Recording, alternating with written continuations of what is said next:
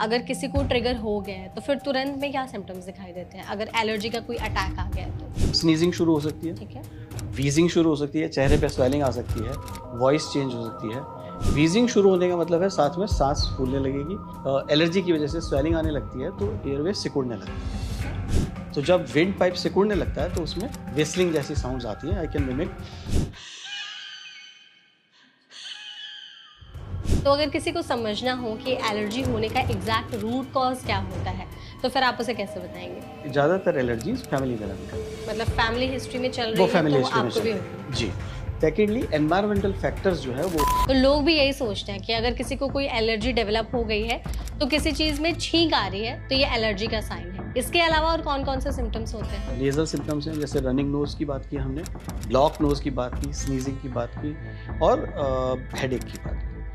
इसके अलावा कुछ पेशेंट्स को पर्टिकुलरली कोई पंजेंट सॉस खाने की वजह से गले में इरिटेशन हो सकती है, गले में स्वेलिंग आ सकती है, आवाज़ चेंज हो सकती है, चेहरे पे स्वेलिंग या सूजन आ सकती है। ये सिम्टम्स होने लगते हैं। हम कैसे पहचाने कि हमें कोई पर्टिकुलर एलर्जी है? क्या टेस्ट कराना चाहिए? प्रिक टेस्ट जो एक तरीका होता है जिसमें 150 एलर्जेंस की ड्रॉप्स एक फोर आर्म पर स्प्रेड करके उसमें से प्रिक किया जाता है और उसमें डिफरेंट पैनल्स चेक किए जा सकते हैं। फूड एलर्जी के पैनल अलग हैं, रेस्पिरेटरी एलर्जी के पैनल अलग है, डर्मा या स्किन एलर्जी के पैनल्स अलग हैं। एंटी एलर्जिक मेडिसिन, तो इसके कोई साइड इफेक्ट्स भी हैं अगर लंबे टाइम में यूज कर रहे हैं तो? ब्रेन में फॉरगेटफुलनेस बढ़ सकती है, एक्साइटमेंट बढ़ सकता है, इलेशन हो सकता है, आईज में कैटरेक्ट डेवलप हो सकता है, ब्लैक कैटरेक्ट या जिसको ग्लोकोमा कहते हैं वो डेवलप हो सकता है, फंगल इन्फेक्शंस हो सकते हैं, ओरल म्यूकोसा में अल्सर्स आ सकते हैं, वेट बढ़ने लगता है, ब्लड प्रेशर और शुगर बढ़ने लगता है, स्किन थिन हो जाती है, ब्लीडिंग पैचेस बनने लगते हैं। सो स्टेरॉइड के साइड इफेक्ट्स हंड्रेड्स हैं और सिर से पैर तक बॉडी के किसी भी ऑर्गन में हो सकते हैं। इनफैक्ट नेल जैसे ऑर्गन, नेल जैसे पार्ट में भी फंगल इन्फेक्शंस आ सकते हैं अगर आप ओवरडोज ऑफ स्टेरॉइड यूज कर रहे हैं। जैसे पर्टिकुलर फूड्स हैं जैसे अगर हम खाएं तो एलर्जी के रिएक्शंस कम हो सकते हैं? First and foremost is definitely fresh fruits and vegetables, salad and.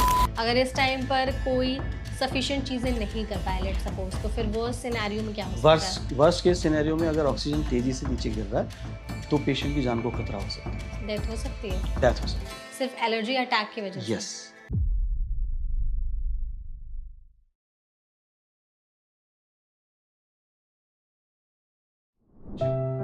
Hello hi everyone, आप सभी का स्वागत है एनवीटी लाइफ के हेल्थ पॉडकास्ट में। मैं हूं आपके साथ मेघा और आज हम फिर से आ चुके हैं आपके लिए एक नए टॉपिक को लेकर, जिसके बारे में आज इस सेशन में हम डिस्कस करेंगे। वो टॉपिक है एलर्जी।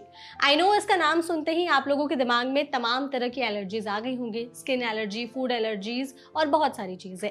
लोग अक्सर जानना चाहते हैं कि आखिर ये एलर्जीज होती क्या है, कैसे ट्रिगर हो जाती हैं, इसके सिम्टम्स क्या होते हैं और सबसे जरूरी सवाल कि क्या अगर एक बार एलर्जी हो गई तो ये लाइफ टाइम वैसे ही रहती है या इसे कभी खत्म किया जा सकता है भी या नहीं। तो ऐसे ही बहुत सारे सवालों के जवाब जानने के लिए इस सेशन में हमारे साथ एक एक्सपर्ट जुड़े हैं जो इस फील्ड के लिए और इस सेशन के लिए बहुत ही अच्छे हैं। हमारे साथ है डॉक्टर शरद जोशी जो कि डायरेक्टर और एचओडी है पल्मोनोलॉजी डिपार्टमेंट पे मैक्स हेल्थ केयर में। तो डॉक्टर, सबसे पहले तो इस सेशन में आपका बहुत बहुत स्वागत है। धन्यवाद। Thank you so much doctor, इस सेशन में आप हमारे साथ जुड़े। इस प्लेटफॉर्म के जरिए हम लोग ज्यादा से ज्यादा एलर्जीज के बारे में बात करने की कोशिश करेंगे। सबसे पहले तो डॉक्टर यही बताइए कि जैसे अभी मौसम चल रहा है, बारिश का मौसम है, इस टाइम पर ऐसा क्या हो जाता है कि बहुत सारी एलर्जीज एकदम अचानक से ट्रिगर हो जाती हैं? देखिए, इसके पीछे बहुत सारे फैक्टर्स हैं। सबसे इम्पॉर्टेंट ये है कि बारिश के मौसम में हर जगह सीलन होने लगती है, पानी की सीपेज होने लगती है, जो दीवारें सूखी थी वो गीली हो गई हैं। उसकी वजह से जो भी डैम्प सरफेस होती है उस पर फंगस ग्रो करने लगती है, फंगल या फफूंद के स्पोर्स ग्रो करने लगते हैं। और यही फफूंद जब आप इनहेल कर जाते हैं, जब आपके नाक में या सांस की नली में चले जाते हैं, तो वो आपको एलर्जी डेवलप करने लगते हैं। दूसरा रीज़न ये है कि जो पानी की बूंदें ज़मीन पर गिरती हैं उसकी वजह से भी जो रेत में या मिट्टी में जो फंगस है, फफूंद है, उसकी ग्रोथ और बढ़ जाती है और वो उसके ड्रॉपलेट्स बढ़ने लगते हैं। उन ड्रॉपलेट से भी इन्फेक्शंस और फंगल इन्फेक्शंस और एलर्जीज ये बढ़ने लगती है।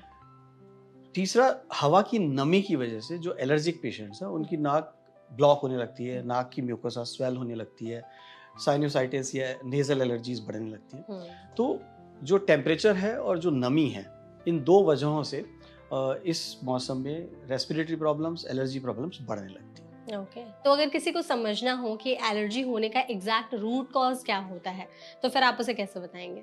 देखिए, इसमें दो बहुत इंपॉर्टेंट फैक्टर हैं। सबसे पहला फैक्टर जेनेटिक, ओके, कि फैमिली ज़्यादातर एलर्जीज फैमिली में रन करती है, मतलब फैमिली हिस्ट्री में चल वो रही है फैमिली तो वो हिस्ट्री में आपको चल भी रही है होगी। जी। पर ये जरूरी नहीं है कि मदर को एलर्जी की वजह से अस्थमा अगर था तो हो सकता है बच्चों में अस्थमा ना हो, स्किन एलर्जी डेवलप हो जाए या अच्छा, नेजल एलर्जी डेवलप हो जाए। ओके, तो एलर्जीज है वो फैमिली में रन करती है, ट्रैवल फैमिलीज करती में ट्रैवल करती है। है।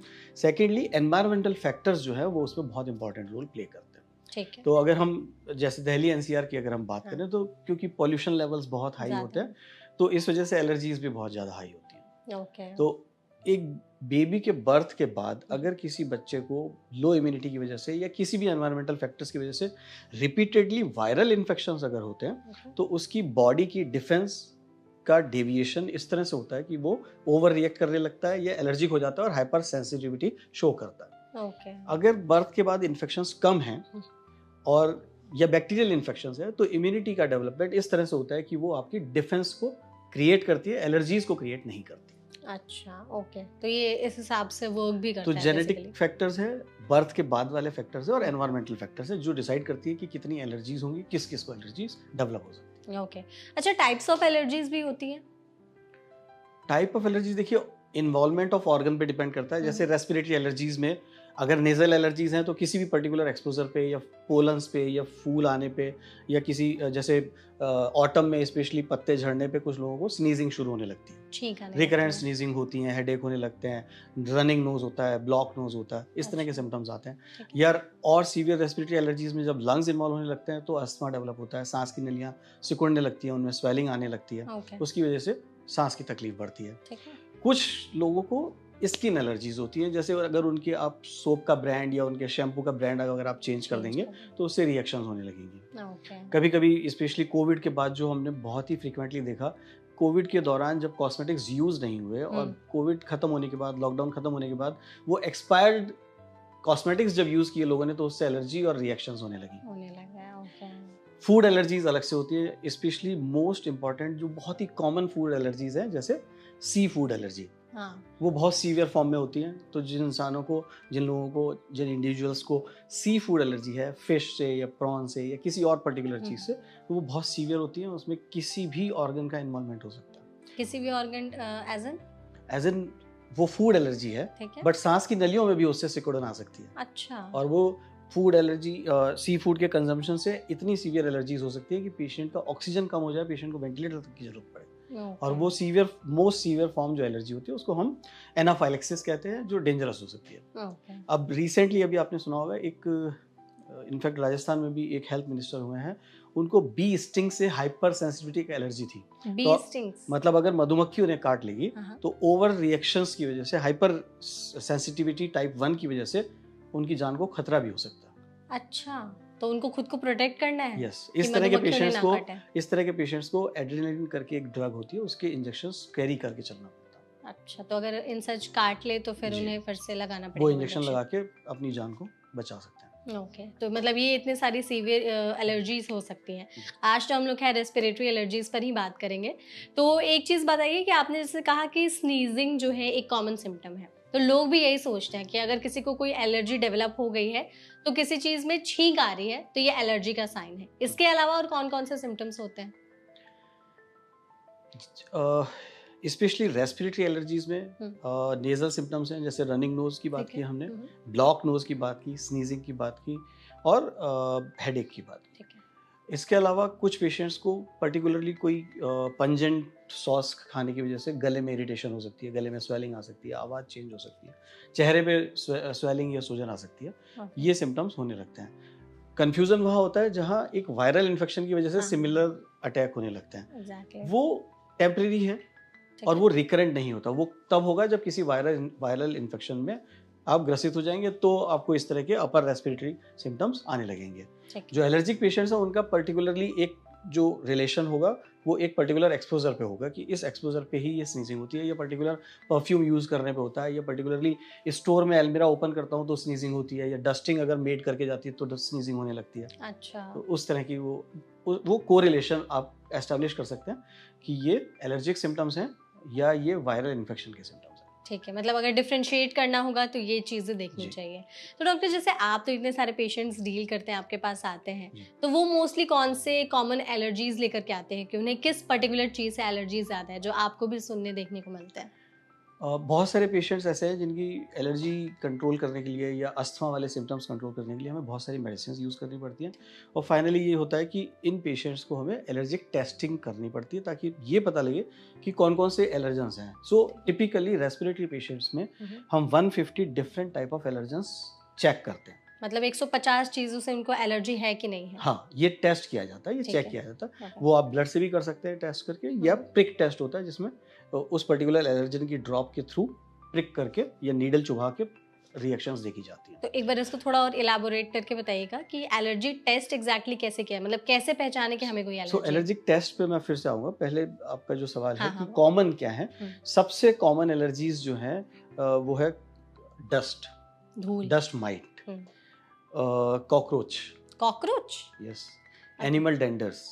एनिमल डेंडर्स एज इन जैसे पेट्स होते हैं, अच्छा, तो तो उनके उन फर पेट की जो वगैरह ड्रॉपिंग्स हैं, हाँ। उनके जो फर हैं, या अगर किसी ने बर्ड पाल रखा है तो उसकी जो ड्रॉपिंग्स हैं, उनसे एलर्जी हो सकती है। इसके अलावा कुछ पर्टिकुलर प्लांट्स होते हैं, जैसे पार्थेनियम करके एक प्लांट है, Congress grass, nothing political, parthenium नाम है, और उसकी वजह से भी बहुत सारे लोगों को उसके एक्सपोजर की वजह से भी अस्थमा वाले सिम्टम्स होने लगते हैं, प्लांट्स की वजह से प्लांट्स की वजह से। ओके, तो ये सारे मोस्टली ये one of the most common allergens हैं जिनकी वजह से रेस्पिरेटरी एलर्जीज लोगों में देखी गई हैं। अच्छा, आपने जैसे कहा कि कुछ लोग अलमारी खोलने पर भी उन्हें स्नीजिंग होने लगती है, ट्रिगर हो जाते हैं, तो इस टाइप के कुछ ऐसे क्या जो हमने सुने नहीं है, जो आप बता सकते थे? सो जैसे घर के अंदर अगर बात करें तो स्टोर इज वन प्लेस जहाँ पे डस्ट ज्यादा होती है, क्योंकि वहाँ रिपीटेडली क्लीनिंग नहीं होती। तो आप अगर स्टोर में कैलमिना खोलेंगे तो obviously you are exposing yourself to dust.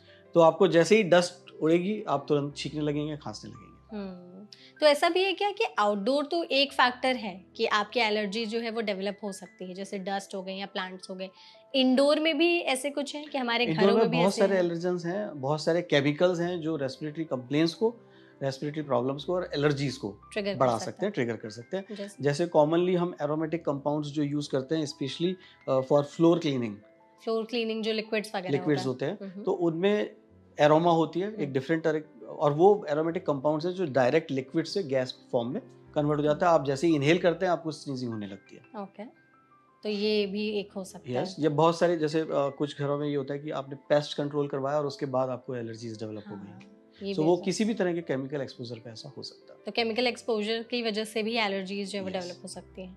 ठीक है, तो टेस्ट पर ही आते हैं, हम कैसे पहचाने कि हमें कोई पर्टिकुलर एलर्जी है, क्या टेस्ट कराना चाहिए? अगर सिम्टम्स बहुत सीवियर हैं और उसके लिए बहुत सारी मेडिसिन की रिपीटेडली जरूरत पड़ रही है, उस केस में हमें एलर्जी टेस्टिंग करना चाहिए। रूटीन में हम एलर्जी टेस्टिंग रिकमेंड नहीं करते हैं। जो भी मेडिकल सोसाइटीज़ हैं वो भी अब रूटीन में मेडिकल एलर्जी टेस्टिंग नहीं रिकमेंड करती है। टिपिकली क्योंकि पेशेंट्स जो है, प्रिक टेस्ट जो एक तरीका होता है जिसमें 150 एलर्जेंस की ड्रॉप्स एक फोर आर्म पर स्प्रेड करके उसमें से प्रिक किया जाता है। अब आप किसी पेशेंट को या किसी इंसान को बिठा दें और 150 प्रिक करें तो इट्स ए पेनफुल थिंग। ये सुनने में ही दर्द पीड़ादायक लगता है। ऐसा इतना पीड़ादायक ये नहीं होता है, किया जा सकता है, करते हैं पेशेंट्स में, अब भी किया जाता है, पर ये सुनने में बहुत पीड़ादायक लगता है और इसकी प्रैक्टिस धीरे धीरे फेड ऑफ हो रही है। ऑन द कॉन्ट्ररी अब ब्लड के थ्रू ही एलर्जेंस का टेस्टिंग किया जा सकता है और उसमें डिफरेंट पैनल्स चेक किए जा सकते हैं। फूड एलर्जी के पैनल अलग हैं, रेस्पिरेटरी एलर्जी के पैनल अलग हैं, डर्मा या स्किन एलर्जी के पैनल्स अलग हैं। तो मतलब जो रेस्पिरेटरी वाले एलर्जेंस हैं उनको कैसे ब्लड टेस्ट के जरिए चेक किया जाता है? सो इन एलर्जेंस के अगेंस्ट जो इम्यूनिटी एंटीबॉडीज डेवलप होती है उनका ऐसे या उनका लेवल्स चेक किए जाते हैं। ठीक है, तो जैसे किसी का हम लोगों ने ब्लड टेस्ट ले लिया, फिर उसको लैब में भेजेंगे, वहाँ टेस्टिंग होगी और वो लेवल्स अगर रेंज के बियॉन्ड है इसका मतलब ओवर रिएक्ट कर रहे हैं। क्या रेंज होती है वो हर एलर्जन के लिए डिफरेंट है। सो रेफरेंस रेंज साथ में मेंशन होती है उसमें। ठीक है, तो वहाँ पे 150 सिर्फ रेस्पिरेटरी एलर्जेंस चेक किए जाते हैं या overall? That is overall, but respiratory allergy के लिए 150 allergens typically चेक किया जाता है। ओके, तो अगर जैसे किसी को पता चल गया कि हाँ उन्हें ये पर्टिकुलर चीज़ से एलर्जी है, तो बीइंग अ पल्मोनोलॉजिस्ट आप क्या सजेस्ट करेंगे कि उनका फिर पहला स्टेप क्या होना चाहिए? सो आउट ऑफ 150 अगर एक, दो या तीन एक लिमिटेड एलर्जेंस हैं जो आप पिक कर पाएं कि हाँ डस्ट है या कॉकरोच है या माइट है या फंगस है, तो सबसे पहली एडवाइस होती है एलर्जन को अवॉइड करना। क्योंकि किसी भी एलर्जी को कंट्रोल करने के लिए जितने भी एंटी एलर्जिक टैबलेट्स या मेडिसिन आप यूज़ करते हैं, जितने भी नेजल स्प्रे या इनहेलर्स यूज़ करते हैं, जितने भी स्टेरॉइड्स की जरूरत पड़ती है, उन सब के इफेक्ट के इक्विवेलेंट इफेक्ट एलर्जन अवॉइडेंस है। जितना आप अवॉइड तो आप जितना एलर्जन अवॉइड कर देंगे उतना ही इन मेडिसिन की रिक्वायरमेंट कट ऑफ हो जाएगी। तो जैसे डस्ट वाली चीज तो हम अवॉइड कर ही नहीं सकते, क्योंकि आउटडोर में भी निकलेंगे तो वो तो होगा ही। इट डिपेंड्स, बिकॉज बहुत सारे पेशेंट्स हमारे पास एनसीआर में हैं जिनको बहुत एलर्जीज हैं, मौसम बदलने के साथ एलर्जी होती है, टेम्परेचर फ्लक्चुएशन के साथ एलर्जी होती है, बट कोइंसिडेंटली अगर जॉब रिक्वायरमेंट्स की वजह से उनका ट्रांसफ़र हो जाता है, कोई अगर गोवा शिफ्ट हो गया या बेंगलोर शिफ्ट हो गया, तो उन एलर्जेंस की एक्सपोजर कम होने की वजह से उनके सिम्टम्स भी कंट्रोल हो जाते हैं। तो कोई भी एलर्जी या कोई भी रेस्पिरेटरी कंप्लेंट्स या डिजीज जो है वो एरिया स्पेसिफिक है, एनवायरमेंटल ट्रिगर्स होते हैं तभी डेवलप होती है। ओके तो अगर जैसे जिन लोगों को कोई एलर्जी है, रेस्पिरेटरी एलर्जी है, वो ट्रैवल कर रहे हैं, तो फिर उन्हें कुछ ऐसी चीज़ें हैं जो हमेशा अपने साथ में रखनी चाहिए? जी बिल्कुल, और ये डिपेंड करता है कि कितनी सीवियर एलर्जीज हैं और क्या रिएक्शंस होती हैं। ओके मुझे अच्छे से याद है, हम लोग एक कॉन्फ्रेंस में, मेडिकल कॉन्फ्रेंस में बाहर गए हुए थे, 2 डॉक्टर्स मेरे साथ ट्रैवल कर रहे थे, उनमें से एक डॉक्टर को सी फूड एलर्जी हुई। वो अननोइंगली ब्रेकफास्ट में उन्होंने सी फूड खाया, उसके बाद जो कॉन्फ्रेंस थी वो नहीं अटेंड कर पाए। We had to rush him to emergency in a foreign country because उनका ऑक्सीजन कम होना शुरू हो गया था और वीजिंग होने लगी थी, चेस्ट में टाइटनेस डेवलप हो गई, चेहरे में स्वेलिंग आ गई। अच्छा। तो वहाँ ले जाके उन्हें 2-3 घंटे तक इंजेक्शंस लगाने पड़े, ऑक्सीजन देनी पड़ी, और वहाँ के डॉक्टर्स ने उन्हें आईसीयू एडमिशन के लिए रिकमेंड किया। आईसीयू में फिर कैसे उन लोगों ने फिर तो मैनेज किया? अगर आपको अपनी एलर्जी नहीं पता है तो it's a trouble something. Correct. कुछ एलर्जीज आपको अगर पता है तो उसको अवॉइड करना है, और एंटी एलर्जिक्स या जो भी मेडिसिन आपके लिए कारगर हैं वो अपने साथ इमरजेंसी लिस्ट हमेशा रखनी चाहिए। ओके। अच्छा, आपने जैसे कहा कि उनको सी फूड एलर्जी हो गई तो ये सारे सिम्टम्स दिखने लगे, तो रेस्पिरेटरी एलर्जीज में अगर किसी को ट्रिगर हो गया है तो फिर तुरंत में क्या सिम्टम्स दिखाई देते हैं अगर एलर्जी का कोई अटैक आ गया है तो? सिम्टम्स सेम रहेंगे, स्नीजिंग शुरू हो सकती है, ठीक है, वीजिंग शुरू हो सकती है, चेहरे पे स्वेलिंग आ सकती है, वॉइस चेंज हो सकती है। वीजिंग शुरू होने का मतलब है साथ में सांस फूलने लगेगी। वीजिंग क्या होता है? वीजिंग सांस में हमारी जो ब्रीदिंग है इट्स ए क्वाइट ब्रीदिंग, इसमें कोई नॉइज नहीं होता, क्योंकि हम अपनी ओपन एयरवेज के थ्रू ब्रीथ कर रहे हैं। जब एयरवेज के अंदर स्वेलिंग की वजह से, एलर्जी की वजह से स्वेलिंग आने लगती है तो एयरवेज सिकुड़ने लगता है। ठीक है।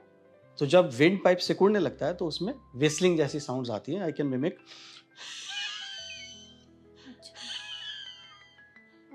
सो जब आप एक क्लोज्ड या टाइट एयरवे के थ्रू ब्रीथ करते हैं तो विंड से इस तरह की विस्लिंग साउंड्स आने लगती हैं, और ये विस्लिंग साउंड्स अलार्मिंग हैं, डेंजरस हैं।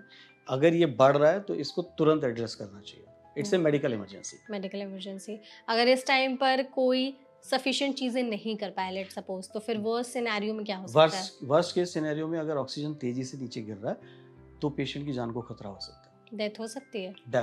सिर्फ एलर्जी अटैक की वजह से। यस, जो मैं आपको मेंशन कर रहा था कि मधुमक्खी के काटने से भी अगर एड्रेनालिन मेडिसिन का इंजेक्शन ना दिया जाए तो उनकी डेथ हो सकती है। ओके, तो अगर जैसे किसी को एलर्जी अटैक आ रहा है, हमारे आसपास में कोई है वैसा, तो बीइंग अ रिस्पॉन्सिबल सिटीजन हमें किस चीज़ के लिए प्रिपेयर होना चाहिए और क्या करना चाहिए अगर हमें दिखे कि हाँ हमारे सामने किसी को कोई एलर्जी अटैक आ रहा है? तो उस सिनेरियो में अगर उनके बिलोंगिंग्स में, उनके बैग में, उनकी पॉकेट में अगर कोई रेस्क्यू मेडिसिन है तो वो तुरंत उन्हें इमीडिएटली एडमिनिस्टर करनी चाहिए। ठीक है।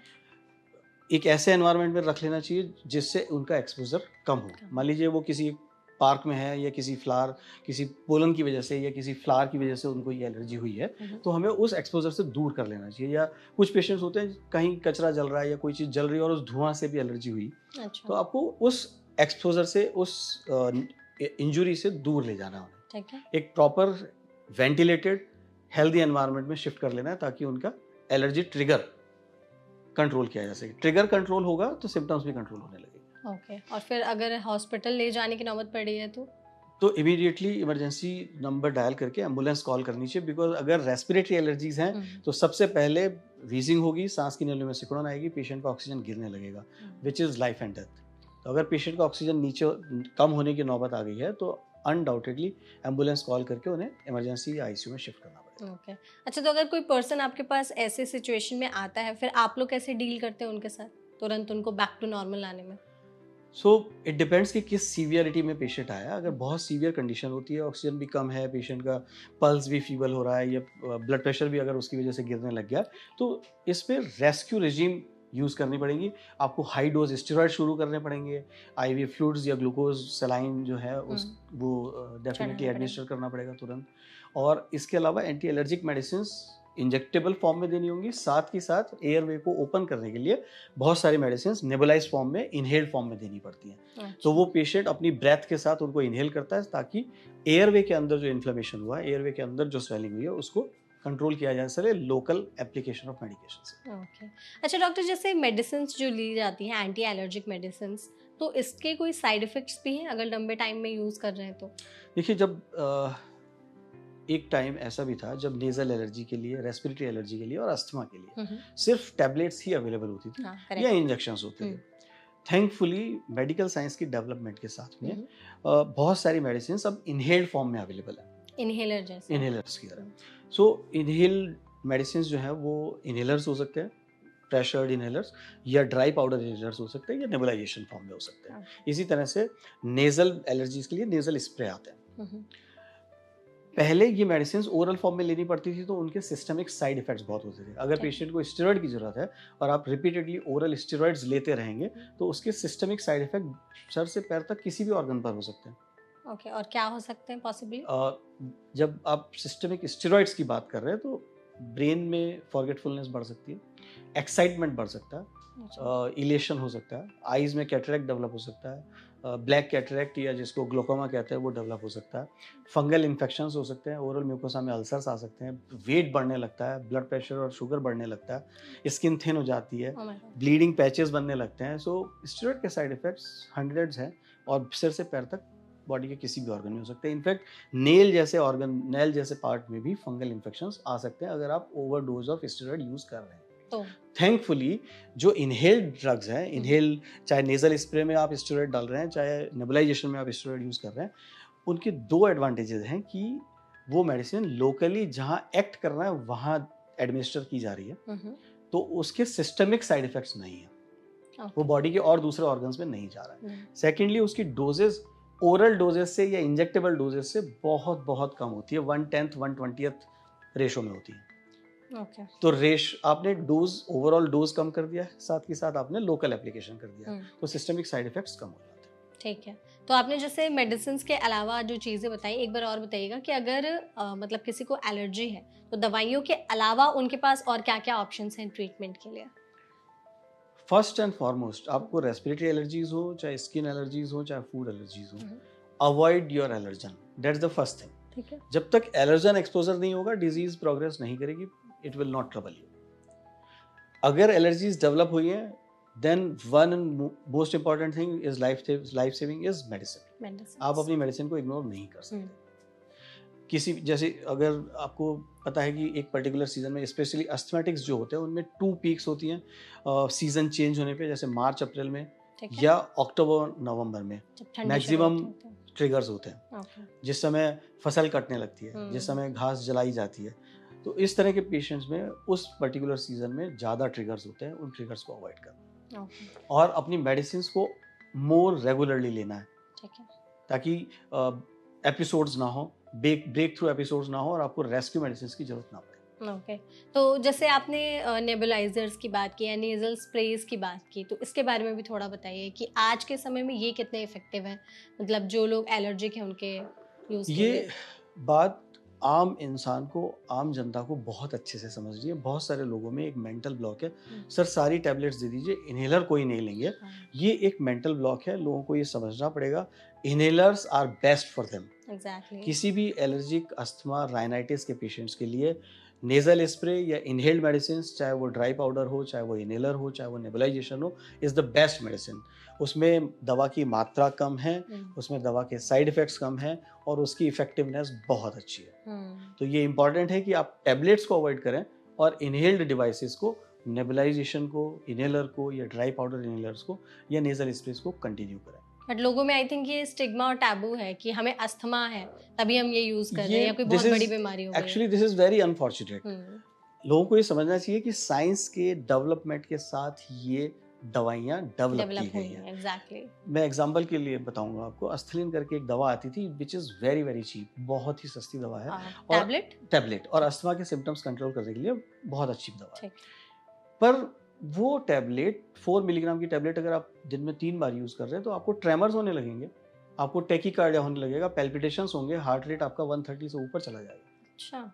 और उसी ड्रग का, उसी मेडिसिन का अगर आप इनहेलर 4 बार यूज कर रहे हैं तो आपको ये साइड इफेक्ट नहीं होंगे या कम होंगे, क्योंकि दवा की मात्रा कम हो गई है और जहां उस दवा को काम करना है वो डायरेक्टली वहीं अप्लाई की जाए। एग्जैक्टली।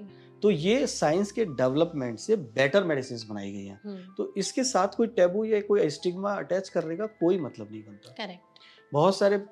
बहुत सारे पेशेंट्स डॉक्टर से सिर्फ इसलिए खफा हो जाते हैं कि सर आपने तो अस्थमा लिख दिया। Now this is a fact. आप अगर किसी क्वालिफाइड डॉक्टर ने अगर आपका डायग्नोसिस अस्थमा बना दिया है या ब्रोंकियल अस्थमा लिखा है, समस्या को इग्नोर करने से समस्या हल नहीं होती है। You have to accept the problem to solve the problem and work on it. और जो उसका best possible treatment after scientific research established है, आपको उसे एक्सेप्ट करना है, स्वीकार करना है। उसको झुठलाने से आप अपने लिए प्रॉब्लम क्रिएट कर रहे हैं। बिल्कुल। लोगों को ऐसा लगता है हमें ये बीमारी तो है, ये बीमारी है ही नहीं और इसके लिए हम इनहेलर तो यूज ही नहीं करेंगे, व्हिच इज डबल ट्रबल।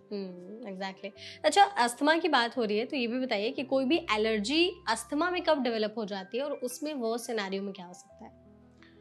सो बहुत सारे पेशेंट्स में सिर्फ नेजल एलर्जी होती है और नेजल सिम्टम्स होते हैं। अगर पेशेंट अपनी एलर्जी और अपने ट्रिगर्स को वहां कंट्रोल ना करे, सीवियरिटी बढ़ेगी तो अस्थमा में कन्वर्ट होगी।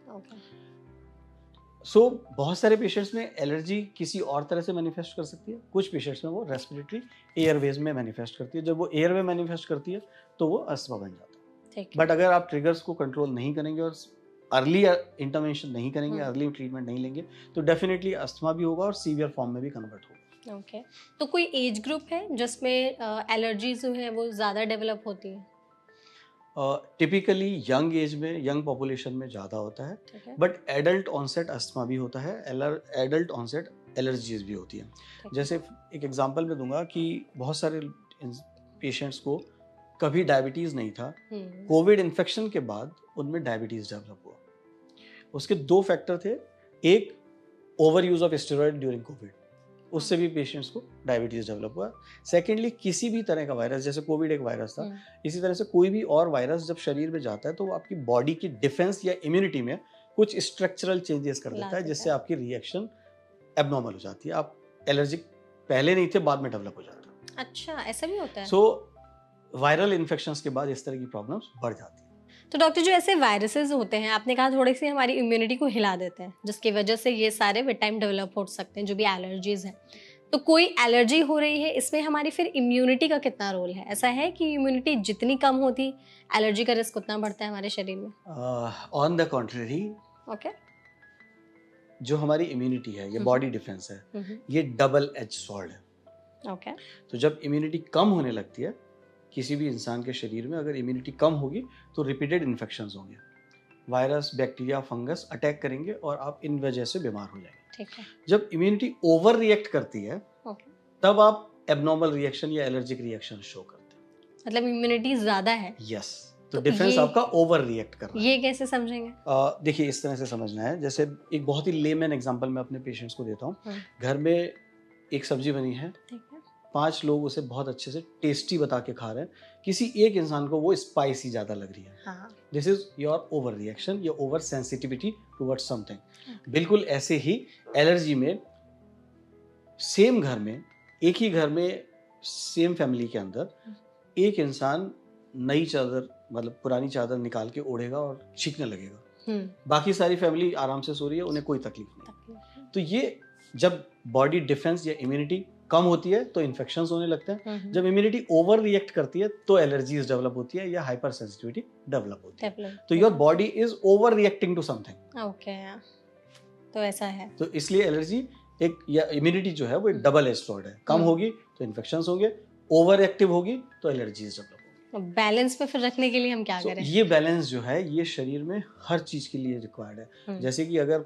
एग्जाम्पल के लिए तौर पर कहा जाए कि जिन लोगों का हीमोग्लोबिन कम होता है तो हम कहते हैं ये डिजीज है, एनीमिया है। हाँ। ब्लड चढ़ाना पड़ेगा या आयरन की टैबलेट्स देनी पड़ेंगी या विटामिन की टैबलेट्स देनी पड़ेगी। इसी तरह से कुछ पेशेंट्स में एब्नॉर्मली हीमोग्लोबिन बहुत ज्यादा बनने लगता है। हाँ, वो भी एक डिजीज है और उसको बोलते हैं पॉलीसाइथीमिया। तो बॉडी में हर चीज एक नैरो विंडो के अंदर चाहिए। अगर वो कम है तो डेंजरस है, अगर वो ओवर है तो भी डेंजरस है। And the same thing is true for defence. अगर आपकी इम्यूनिटी ओवर रिएक्ट कर रही है तो भी डेंजरस हो सकती है, और जब वो अंडर रिएक्ट कर रही है तब भी वो डेंजरस हो सकती है। ओके, तो डॉक्टर इस पे हाँ प्लीज कंटिन्यू। तो स्पेशली एलर्जीज में जेनेटिक प्रीडिस्पोजिशन के लिए तो आप कुछ भी नहीं कर सकते। तो जो जेनेटिकली आपकी बॉडी के अंदर डीएनए के अंदर है उसको आप कम चेंज नहीं कर सकते, बट अपने एलर्जेंस को आइडेंटिफाई करके आप जितना उनको अवॉइड करेंगे उतना आपकी एलर्जीज कंट्रोल रहेंगी, क्योंकि हर एक्सपोजर के बाद वो सीवियरिटी ऑफ रिएक्शन बढ़ती चली जाएगी। अच्छा, ऐसा भी होता है? यस। ओके, तो ये है क्या कि जैसे आपने कहा था कि बचपन से एलर्जीज जो है वो डेवलप होना शुरू हो जाती हैं, तो एलर्जीज एक समय के बाद खत्म भी हो जाती हैं या फिर वो लाइफ टाइम रहती हैं? कुछ पेशेंट्स में थैंकफुली कम भी हो जाती है और वो डिपेंड करता है कि उनका इम्यून स्ट्रक्चर किस तरह से डेवलप हो रहा है। okay. तो बच्चे ओवर रिएक्ट करते हैं, बट जैसे जैसे उनका immune system, defence system mature होता है उनमें ये सिम्टम्स कंट्रोल भी हो सकते हैं। ओके, और जैसे आपने कहा जो जेनेटिक्स मैकेनिज्म है कि अगर फैमिली हिस्ट्री में रन हो रही है एलर्जी तो वो हो सकता है कि आप में भी पास ऑन हो जाए। तो कोई ऐसा है कि इतने चांसेस हैं कि पास ऑन होंगे ही होंगे, और हम क्या कर सकते हैं कि अगर हमारे जो फैमिली एंसेस्टर्स हैं उनको थे तो वो हम में ना आए? देखिए, genetically we can not control. Obviously genetic engineering पे बहुत काम हो रहा है। जैसे कि not in allergies but in breast cancer, अगर एलर्जेंस या जो जीन्स आइडेंटिफाई हुए हैं उन जीन्स की टेस्टिंग से आप फाइंड आउट कर सकते हैं कि किसी की नानी को अगर ब्रेस्ट कैंसर था, फिर मदर को ब्रेस्ट कैंसर था, तो हाउ टू प्रिवेंट इट। वो डिलीशन जेनेटिक इंजीनियरिंग के अंतर्गत आता है। बट एलर्जी के लिए इस तरह की रिसर्च अभी इट्स स्टिल अ रिसर्च। अभी भी तो आप जेनेटिक लेवल पे उसको कंट्रोल नहीं कर सकते, बट एनवायरमेंटल फैक्टर्स पे आप उसको कंट्रोल कर सकते हैं। ठीक है, तो लाइफस्टाइल में कुछ ऐसी गलतियां हम कर रहे हैं जिसकी वजह से हम एलर्जी के रिस्क को बढ़ाते हैं? डेफिनेटली कर रहे हैं। स्पेशली दिल्ली एनसीआर में पॉल्यूशन की वजह से ऐसा हो रहा है। कंस्ट्रक्शन जो चारों तरफ चल रहा है उसका जो डस्ट उड़ रहा है उसकी वजह से ऐसा हो रहा है। जो यंगर जनरेशन है वो अपनी लाइफस्टाइल में स्मोकिंग और टोबैको, और स्पेशली जो आजकल एक फैशन बन गया है हुक्का बार्स, उसकी वजह से जो रेस्पिरेटरी प्रॉब्लम्स को एक्सेप्ट बढ़ा रहे हैं, उसके साथ साथ एलर्जीज भी बढ़ेंगी। करेक्ट है, क्योंकि आप जितना इनहेल्ड पॉल्यूशन, इनहेल्ड केमिकल्स आप अंदर ले रहे हैं उतने ही आप अपने इम्यूनिटी को चैलेंज कर रहे हैं, और वो इम्यूनिटी कभी भी आपको परेशान करने वाली दिखा सकती है अभी परेशान। एग्जैक्टली। और जो ईटिंग आउट वाली आजकल एक बहुत ज़्यादा ट्रेंड चल गया है कि तो उससे भी बाहर, क्योंकि बहुत सारी चीज़ों में अब वो नेचुरल स्पाइसेस और इंग्रेडिएंट्स यूज़ करने की बजाय केमिकल स्पाइसेस और चीज़ें इंग्रेडिएंट्स यूज़ कर रहे हैं, जिसकी वजह से प्रॉब्लम्स बढ़ सकती है। बिल्कुल, तो ये सब भी एक फैक्टर हो सकता है। तो अगर हम चाहते हैं कि इन एलर्जीज से हम ज़्यादा से ज़्यादा बच कर रह सके तो आप कुछ हमें ऐसे गोल्डन टिप्स बताएंगे जो हमारे लिए यूजफुल हो सकते हैं? First and foremost, identify your trigger. Okay, उसको अवॉइड करना है बाय मैक्सिमम कैपेसिटी। फिर जो अनअवॉइडेबल फैक्टर्स हैं उनके लिए अपनी रेस्क्यू मेडिसिन, अपनी मेडिसिन को रेगुलरली फॉलो करें और अपने पास रखें। अगर वो रेगुलर यूज नहीं भी हो रही है तब भी रेस्क्यू के लिए आपको चाहिए, बिकॉज आप उस समय भाग के मेडिसिन लेने नहीं जा सकते। It's the time is life. Correct. Third, lifestyle में चेंजेस करना है, बैलेंस मेंटेन करने के लिए योगा करना है। फ्रेश फ्रूट्स डेफिनेटली आपकी डाइट में होने चाहिए। जूसेस जो एंटीऑक्सीडेंट का रिच सोर्स है वो आपकी डाइट में होना चाहिए। ईटिंग आउट और बाहर का फूड जितना अवॉइड करेंगे उतना अच्छा है। केमिकल्स, स्मोक, टोबैको, ये जितना अवॉइड करेंगे उतना अच्छा है, ताकि आपकी एलर्जीज अंडर कंट्रोल रहें। ओके, डाइट से रिलेशन कितना है किसी भी एलर्जी के होने का? कुछ ऐसे पर्टिकुलर फूड्स हैं जैसे अगर हम खाएं तो एलर्जी के रिएक्शंस कम हो सकते हैं? देखिए, जो जैसे एग प्रोटीन एलर्जी है, कुछ पेशेंट्स में पीनट बटर एलर्जीज होती हैं, तो ये एलर्जेंस आपको आइडेंटिफाई करना है कि I can not stand peanut butter और sea food for that matter, और एग प्रोटीन एलर्जी। तो आपको वो कंटेंट जिस भी चीज में है वो अवॉइड करना है। इनफैक्ट अगर आपको एग प्रोटीन एलर्जी है तो आपको अपना शैम्पू भी कॉशियसली चूज करना है। अच्छा, उसमें भी अंडा नहीं होना चाहिए फिर? यस। तो वो बिकॉज अगर उसमें एलर्जन है, हाँ। अगर उसमें वो प्रोटीन है तो वो प्रोटीन आपको एलर्जी ट्रिगर ट्रिगर करेगा। करेगा। तो आपको इस लेवल तक हर एलर्जन को अवॉइड करना है। ओके तो जैसे इम्यूनिटी की जो बात आप कह रहे थे, तो इम्यूनिटी को बढ़ाने के लिए ही हम कैसे कुछ ऐसे फूड आइटम्स खा सकते हैं जिसकी वजह से एलर्जी थोड़ी सी दब के रहे? First and foremost is definitely fresh fruits and vegetables, salad and juices. इसके अलावा एक जो रिसेंट ट्रेंड हमने देखा है विटामिन डी, इसकी डेफिशिएंसी अनफॉर्चुनेटली इंडियन पॉपुलेशन में 70-80% पॉपुलेशन में विटामिन डी की डेफिशिएंसी है। ओके सो विटामिन डी सिर्फ आपकी बोन हेल्थ या बोन की स्ट्रेंथ के लिए ही रेस्पॉन्सिबल नहीं है, विटामिन डी आपकी बॉडी के डिफेंस के लिए भी रेस्पॉन्सिबल है। तो अपना विटामिन डी का लेवल चेक करें, अगर डेफिशिएंसी है तो उसको अंडर गाइडेंस पूरी तरह से सप्लीमेंट करें, क्योंकि विटामिन डी की डेफिशिएंसी अगर आप कंट्रोल कर लेंगे तो आपकी एलर्जीज और डिफेंस दोनों चीज़ें इंप्रूव होंगी। ओके ठीक है। और डॉक्टर ना मेरे पास कुछ ऐसी मतलब केसेस हैं, वो हम आपसे चाहेंगे कि थोड़ा डिस्कस करना। मैंने अपने सराउंडिंग्स में कुछ ऐसे लोग देखे हैं, मेरे पापा का एग्जांपल ले लेते हैं, उनको सुबह उठते ही अचानक से 20-25 छींकें आनी शुरू हो जाती है।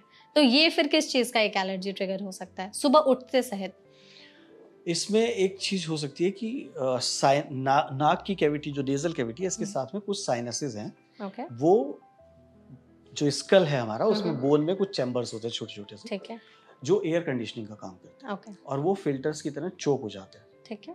तो साइनोसाइटिस एक फैक्टर हो सकता है और उसके लिए उनको एक्सरे सीटी स्कैन करके चेक करना चाहिए। अगर ये साइनोसाइटिस है तो उसका प्रॉपर ट्रीटमेंट ईएनटी या एलर्जी स्पेशलिस्ट की गाइडेंस में पूरा करना चाहिए। उनको नेजल स्प्रे का यूज़ रेगुलर बेसिस पे करना चाहिए, तो नेजल प्रॉब्लम्स सिम्टम्स जो है वो कंट्रोल होंगे। ठीक है। एक और केस अभी हम पढ़ भी रहे थे कि पेंट से भी लोगों को एलर्जी है। पेंट की जैसी स्मेल आती है तो उनकी स्नीजिंग शुरू हो जाती है, हेडेक्स होने लगते हैं। तो इससे भी एलर्जी डेवलप हो सकती है? डेफिनेटली, बिकॉज जो पेंट का आप बात कर रही हैं उसमें एरोमेटिक कंपाउंड्स हैं। एरोमेटिक कंपाउंड्स वो हैं जो स्ट्रॉन्ग फ्रेग्रेंस देते हैं। ठीक है। और वो वोलेटाइल सब्सटेंसेज हैं। वो जैसे ही आप नया पेंट किसी घर में होता है तो वो वोलेटाइल सब्सटेंसेज हवा में फैले रहते हैं और नाक में जाकर के एलर्जी कर सकते हैं, स्नीजिंग शुरू कर सकते हैं। तो ऑब्वियसली हाइपो एलर्जिक पेंट्स बहुत सारी बड़ी बड़ी कंपनीज ने इंट्रोड्यूस किए हैं। अच्छा। जिसमें उन्होंने उन वोलेटाइल सब्सटेंसेस की मात्रा को कम किया हुआ। ठीक है। तो उस तरह की चीज़ों पे जा सकता है। स्पेशली सिर्फ पेंट ही नहीं, आजकल जो फर्नीचर भी बन रहा है उसमें बहुत सारी पार्टिकल बोर्ड्स और इस तरह के केमिकल्स यूज़ करते हैं, जिनको बाइंड करने के लिए फॉर्मलिन और इस तरह की कुछ गैसेस यूज़ की जाती है। कुछ केमिकल्स यूज़ करते हैं जिनसे इस तरह की गैसेस रिलीज होती हैं और वो सिर्फ टेम्परेरी नहीं है, वो बहुत लंबे टाइम तक रिलीज होती रहती है। तो आप देखिए ऑफिस बनवाया, उसमें कुछ बोर्ड्स यूज़ किए, उसमें से कुछ केमिकल्स महीने 3 महीने तक निकलते रहेंगे और वो एलर्जीज को और आपकी रेस्पिरेटरी प्रॉब्लम्स को बढ़ा सकते हैं। So mind it whenever you are going for this kind of renovations, think twice. Okay, इन सब चीज़ों का ध्यान रखना चाहिए। कुछ लोग ऐसे भी होते हैं जिन्हें जैसे मिट्टी की खुशबू, बारिश हो रही है तो वो सौंधी खुशबू या पेट्रोल की खुशबू बहुत पसंद आती है, but on the vice versa वही लोग इससे कुछ ट्रिगर भी हो जाते हैं। तो इन सब चीज़ों से भी कि पेट्रोल की खुशबू से ट्रिगर हो रहे हैं या फिर ये जो सौंधी सौंधी मिट्टी की खुशबू है या बारिश जैसे ही हो रहा है तो उससे भी ट्रिगर हो जा रहे हैं। देखिए, हमने शुरुआत में ही बात की थी कि बारिश पर मिट्टी पर बारिश की बूंदें जब गिरती हैं तो खुशबू आती है। हाँ। बट वही फंगल स्पोर्स भी उड़ने लगते हैं उससे और उससे अस्थमा ट्रिगर हो सकता है, नेजल एलर्जीज ट्रिगर हो सकती है। ओके, तो ये सब भी डेवलप हो सकती है। ठीक है, तो एक और चीज़ मेरा सवाल आपसे रहेगा कि जैसे मोल्ड एलर्जी एक चीज़ होती है, थोड़ा उसके बारे में बताइए कि वो क्या है। सो मोल्ड एलर्जी एक और टर्म है जो हम फंगल एलर्जीज के लिए यूज करते हैं। Mould is fungus. तो जब भी सीलन होगी, दीवारों में सीलन आएगी तो उस पर मोल्ड या फंगल ग्रोथ होने लगती है, फंगल स्पोर्स आने लगते हैं और उसकी वजह से वो जो एलर्जी है वो मोल्ड एलर्जी के नाम से जाना है। ओके, तो इसको थोड़ा बहुत कंट्रोल करने के लिए जैसे आज के सीलन को अवॉइड करना है। सीलन को अवॉइड करना है। तो आज के टाइम पर जैसे ये एयर फिल्टर्स यूज़ किए जाते हैं या फिर जो एयर प्यूरिफायर्स यूज़ किए जाने लगे हैं, ये सब इफेक्टिव है थोड़े से एलर्जी को कंट्रोल करने में? सो इंडोर पॉल्यूशन को कंट्रोल करने के लिए एयर प्यूरिफायर्स बहुत अच्छा काम करते हैं। बट अगर दीवार में सीपेज है, बहुत ज़्यादा पानी आ रहा है और सीलन अगर पूरी दीवार में है तो फिर आपका एयर प्यूरिफायर उतना इफेक्टिव नहीं रहेगा। आपको ट्रिगर कंट्रोल करना है, वो सबसे important. Source control is the first thing. Is the first thing. Okay. तो आई गेस हमने इस इंटरव्यू में सेशन में एलर्जीज के बारे में काफ़ी अच्छे तरीके से बात की। रेस्पिरेटरी एलर्जीज क्या होती हैं, कैसे होती हैं, क्या ट्रिगर फैक्टर्स हो सकते हैं। I hope you enjoyed the session. Thank you so much इस प्लेटफॉर्म पर हमारे साथ जुड़ने के लिए, and thank you so much audience इस वीडियो को एंड तक देखने के लिए। आई होप आप लोग को ये सेशन सही लगा होगा। ऐसे और भी वीडियोस के लिए आप हमारे चैनल को फॉलो कर सकते हैं। इसके अलावा अगर आपके मन में कोई और सवाल रह गए हो तो प्लीज हमसे कमेंट सेक्शन में पूछना मत भूलिएगा। Thank you so much.